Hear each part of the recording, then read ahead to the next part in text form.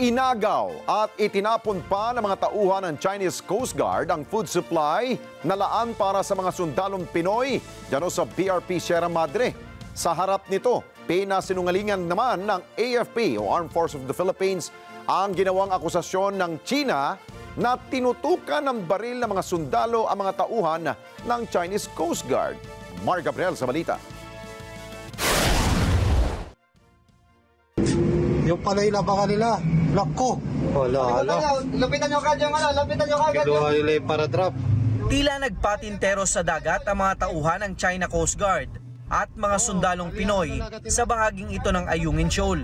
Nangyari ang insidente noong May 19 sa gitna ng resupply mission ng AFP sa pamamagitan ng airdrop, sakay ng mas malaki at mas mabibilis na rigid hull inflatable boat. Inagaw ng China Coast Guard ang food supply ng mga sundalo na sakay lang ng maliit na rubber boat. Matapos itong buksan at makita na pagkain ng laman, agad din daw nila itong itinapon sa dagat. We could not airdrop construction materials. Their narratives is that they do the blocking because of construction materials. I would like to point out that they have zero common sense. You will see that what appears there is all food stuff. Definitely this is illegal, this action of confiscating our supplies is illegal. Dahil hindi naman po talaga dapat ginagawa yan in the international order. You're not supposed to confiscate the supplies of another country, even in war, no? Sa gera, kung minsan ay pagka supplies na yan, food supplies and even medicines, no? Usually the adversaries would allow food supplies and medicines to pass through for humanitarian reasons. Ayon kay General Browner, patunay ang insidente ng agresibong provokasyon ng China at sila ang nagpapataas ng tensyon sa lugar. We did that because we believe that we have to perform our missions in a peaceful manner, no? Kaya nga naisip na natin na mag-airdrop na lang at para walang resistance.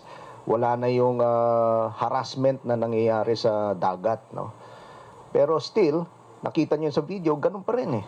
Ganun pa rin. Ayaw tayong tantanan, no? So we really have to assert our sovereignty, no, in the area. Have no authority to be within our exclusive economic zone.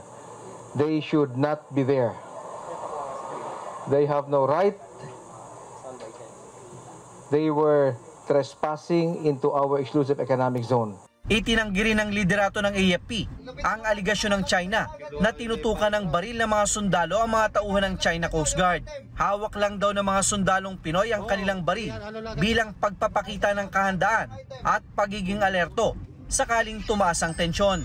Nangyari nila kasi ang insidente 5 hanggang 10 metro lang mula sa BRP Sierra Madre. Chinese ribs, no, came very close to the BRP Sierra Madre. Of course, this was a cause of alarm, no. So our soldiers, as a precautionary measure, held on to their firearms. It's part of the rules of engagement, lahat yan, no. That whenever you see imminent threats coming to your way, syempre maghanda ka naman, no. Hindi pwedeng hindi ka handa in case something happens. Sa kabila ng insidente, magpapatuloy pa rin daw ang resupply mission ng AFP para sa mga sundalo na naka-duty sa West Philippine Sea. Tiniyak din nila na mananatili ang maximum tolerance at calibrated action ng mga sundalo upang hindi lumala ang sitwasyon sa West Philippine Sea. That our soldiers abide by a rules of engagement, no? So there are certain rules that they follow so that we will not escalate unnecessarily any incidents, and we are going to prevent war. The objective really is to prevent war, no? Nagsumiti na raw ng report ang AFP sa Department of National Defense at sa Department of Foreign Affairs kaugnay sa nangyaring insidente para sa pagsasagawa ng legal na hakbang laban sa China. Mar Gabriel para sa Mata ng Agila. Matatag, matapang, matapat.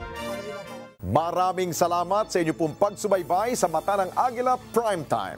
Para malaman ang matatag, matapang at matapat na mga balita, i-follow lamang at mag-subscribe sa AtNet25 TV.